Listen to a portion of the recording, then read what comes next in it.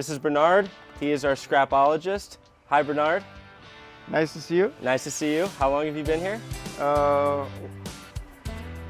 In a few days, it's gonna be a year.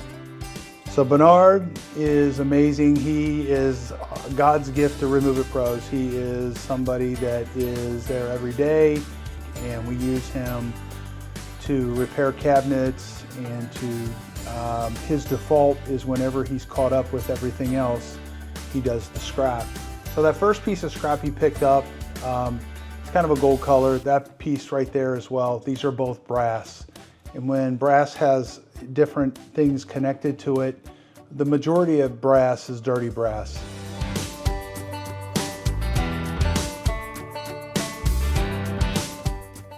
So he's going to show you some other stuff, and it's hard to tell a little bit about brass, but there's a little trick to figuring out what is brass.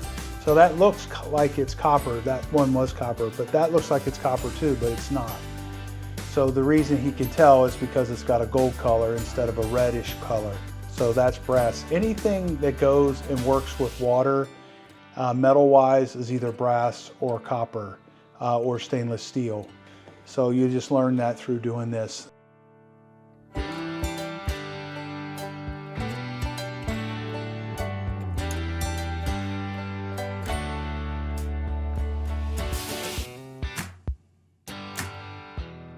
That right there is the, that goes to a tub. That's the overflow drain to a tub. You see the scratching on it? See how it's gold? So that tells you that it's brass. So this video, what we're doing here is we're just kind of giving you a little bit of the inside scoop as to, you know, what you do to scrap and what different types of scrap are and how to separate it and how to get everything to the point where you can take it to the scrap yard and get the best price possible. A lot of you have been watching our videos for a long time. So that right there, that actually looks like it is copper, and it's not. It's brass. It's just copper color. The brass stuff on there. So if there's copper and brass, they're going to take it in at the cheaper of the two values. Or what it is the majority of. So if the majority of that is brass, then they're going to bring it in that way as a dirty brass. Clean brass and dirty brass, the difference in pricing can be, you know, it can be significant.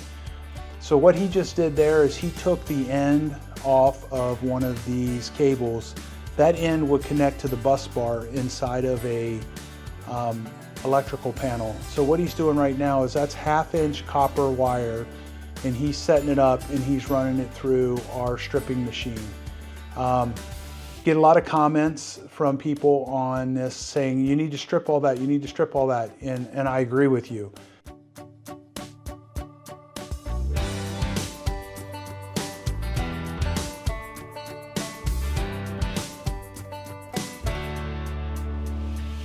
So that's 1/2-inch copper. Now that he took that out and doesn't have any bluing or anything on it, that becomes bare bright copper.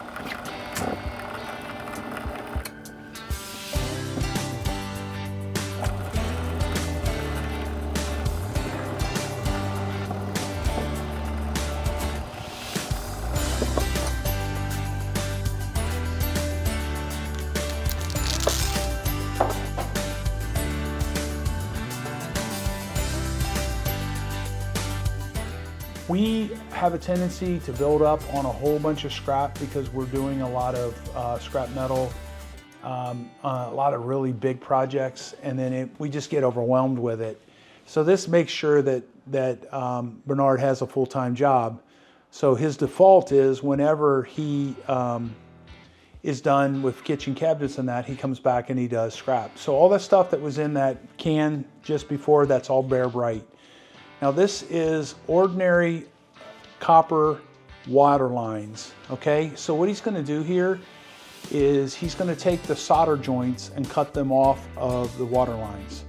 So you can do it with a grinder, you can do it with a Sawzall, you can do it with a cutting tool. There's a bunch of different ways you can do this. So that becomes number one, and then this becomes number two. So dirty brass versus clean brass. Now this new place that this place where we've been going, I've been going there for a long, long time. They've come up with a new type of brass, which I've heard a lot of comments on YouTube about. They're talking about number 3. And number 3 brass has got something on it like bluing, or it has paint on it. You know, and if you know anything about metal and stuff, when they put this stuff into a smelting pot and they crank it up to 1500 degrees, all that stuff burns off. It's hooey. You know, if you go to a really reputable company and have them do this, then I haven't heard some of the stuff that we have heard. The problem that I got here is we're a really micro marketplace, and the best place to go where you're not out in the mud and where they're not so disorganized, that's the bluing that I was talking about, these pointing out. These guys are the most organized of the disorganized companies that we're working with. So anyway, it's a struggle. So it's a struggle wherever you go. You got to watch them.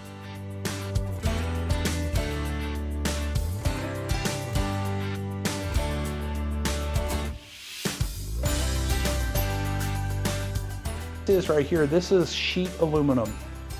Sheet aluminum is created by a machine stamping the aluminum, and then it's bent over and made into gutters, or it's made into downspouts, or whatever else that you use, shutter covers. So that has a completely different value than extruded metal. Extruded metal is the stuff you see on pool cages and stuff like that.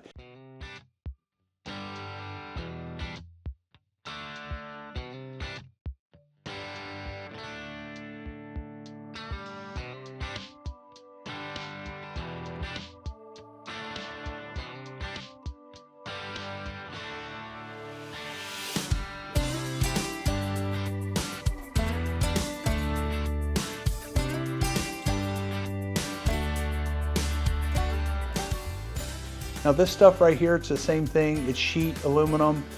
We need to pull the screens out of that, and that sheet aluminum is worth significantly less than extruded aluminum.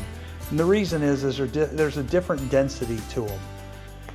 Whenever you mix two items together in a dumpster, they conveniently don't look at the dumpster, at least this particular company doesn't look at the dumpster and say, 3/4 of this is extruded and 1/4 of this is sheet.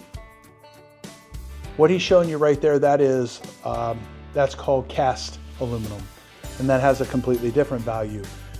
So if you have cast aluminum, extruded aluminum, and you have regular sheet aluminum all in the same 30-yard dumpster, what they're going to conveniently do to their favor is give you the value of the lowest of the three. So let's say that sheet aluminum is 26 cents a pound, and you have 3/4 of your dumpster is full of extruded aluminum. Well, guess what happened? Your extruded aluminum just went to the value of the cheapest item that's in the dumpster. So this is a dumpster, and we do a 30-yard dumpster, these about every 2 weeks. And this is all extruded aluminum. Extruded aluminum, you can tell it's pushed through a machine a long ways, and it becomes, typically it's going to be structural. It's going to be something that can carry weight. It'll be something you can attach screens to.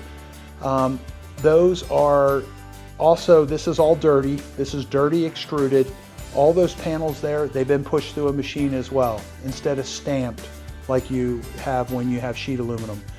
So this extruded aluminum, that 30-yard dumpster, completely full, taking it to these guys that we're pretty certain are screwing us over. See, there is some sheet in there, and I talked to Bernard about that today. He's getting that out of there. So we keep telling the guys over and over and over, and we still have to go back and go through it every now and then and pull some of the bad stuff out. The dumpster that's sitting next to this is all ferrous, and what that is, this is all ferrous.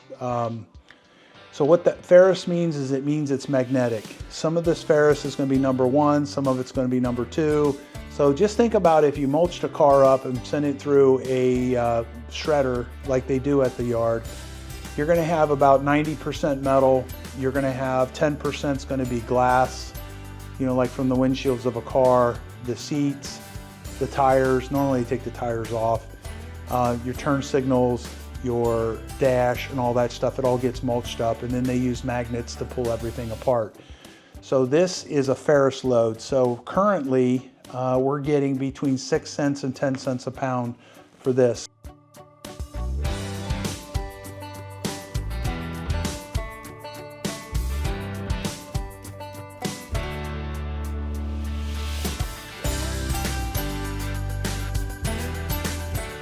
This is an outside condensing unit.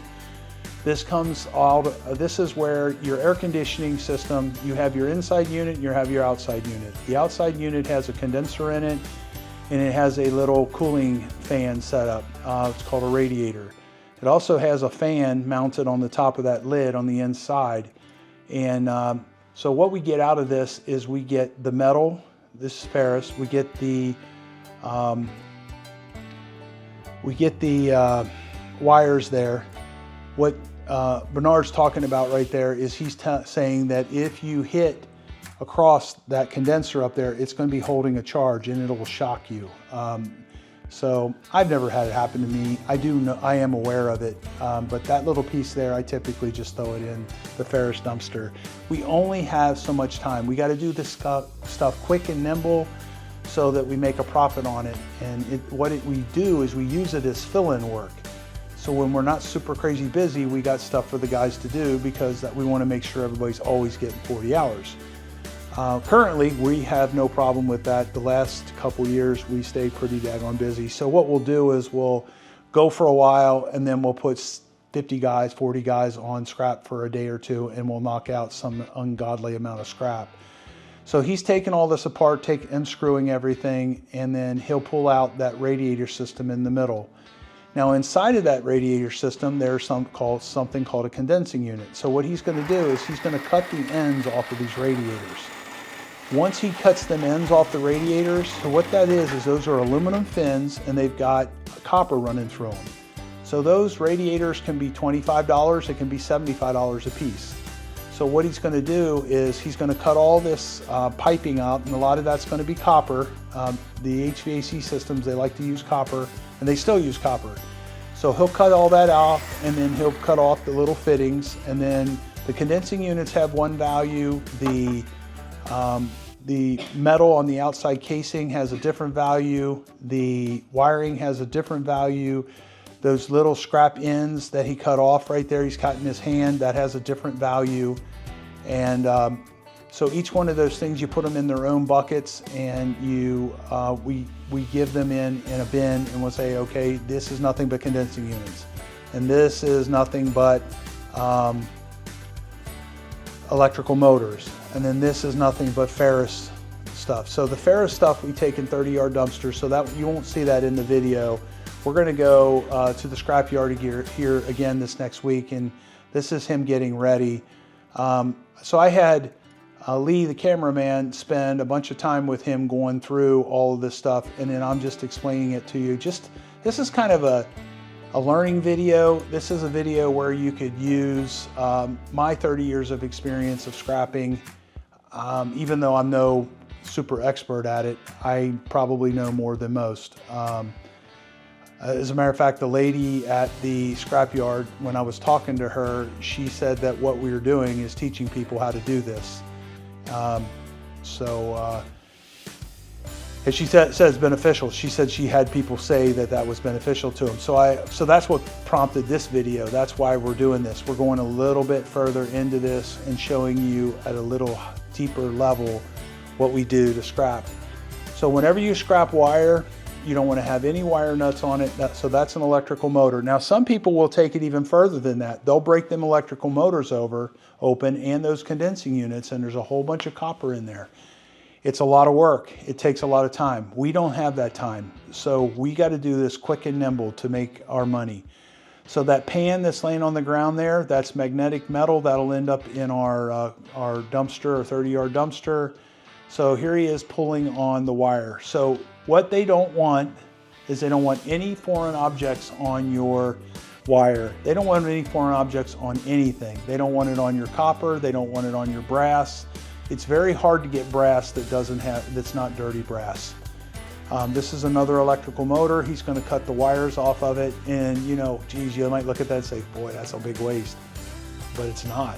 I mean, by the time you cut up a whole bunch of this stuff, next thing you know, you have a 55-gallon drum full of wire, and it's valuable. It can be $1 to $1.75 per pound of that insulated wire, and somebody else is going to have to get the wiring off of it. Now in these big commercial mills, they can burn the wire off, or they do it in big bulk things where they mulch it up and they have separators that'll separate it. Us in our little operation, the cost of that equipment is just really not worth it. So this is our load. Those are bus bars right there. That's actually copper. These other cans, they're worth, you know, $100 to $200 per can of that wire. Now, if you strip that wire, you're going to make a lot more money. We just don't have the time, and I just haven't found anybody. I've been doing this for a long time. I've had people full-time scrapping with us, and they do great for 2 or 3 weeks, and then, you know, you're paying somebody $1,000 a week to do $400 worth of scrap work, and it just doesn't make sense. Now, when they hustle and they do a good job, that you can make great money with it. So those are both aluminum cans. That's aluminum casing. There's wires that were in that, and we pulled the wires out, and they're in the other can. That stuff's worth practically nothing, like 20 cents a pound. Those two bins right there together don't weigh 30 pounds. This is Romex. This is Romex electric wire. Again, if you take the time to strip this, you're going to make a lot more money. Those are bus bars. Bus bars are typically going to be either aluminum or they're going to be copper. These particular ones are copper, and they're coated in silver is what I've been told. How to get all the silver off of it, believe it or not, it makes it dirty. That's Bear Bright. It makes it dirty, so they're going to take it in at a lower amount of money. This bin right here, this is called low voltage wire. Low voltage wire is typically smaller wire, and it's got a lot of plastic on it. So these are number ones. Both of these are number one bins. So when we go in and we dump this into a tray, they'll say, so they give us the rate of number one. This one, we put all the bluing in one can. That's going to be 10 cents less. So if it's $2.82 a pound, it'll be $2.72 a pound for that particular bin. That's a 55-gallon drum. Those drums, I've made them and bought them specifically for this because they're super crazy durable. I also poked holes in the bottom of them so we don't create mosquitoes like crazy at my shop. And then a lot of them, I put ropes at the bottom of them so you can turn them over and muscle them out. Again, this is all, it's got paint and it's got bluing on it. So it's going to be 10 cents less per pound for this. Behind there, to the right there, they're going to it right now. No, those are aluminum bus bars. So aluminum bus bars, they weigh a lot less. That whole can, that is pure aluminum. It's just kind of like extruded. It's probably gonna be 52 cents or 72 cents a pound. And see how we've separated each of these things. I've had people commenting on our videos saying, you need to separate things better. And I'm like, you obviously have not watching what we're putting out. So we separate this stuff very, very good. Now at the back of the vans, we always have 20 or 30 or 40 items that are oddball things that we have 1 or 2 of. So sometimes they're seeing that and they're not paying attention. But the rest of this stuff, like that's Romex. There's some thicker Romex in there. And all these cans, you know, we accumulate them. We try not to take stuff to the dump. So those cans like them, the old garbage cans, we tore the houses down. The neighbors don't want the garbage cans to sit there for 5 years until they sell the lot. And so we take them and they're just junk. So we cut the lids off of them and we use them. So right there, that is more low voltage. And all them cans up there all weigh 100 to 200 pounds a piece, and the guys have got them all stacked up. You see the ropes. They got the ropes at the bottom, the ropes at the top, and those are, if you're going to do a lot of scrapping, getting a hold of these water barrels like this, or they're some sort of chemical barrels, they are very, very good. They last forever. So anyway, that's it. That's our video, and thanks for watching.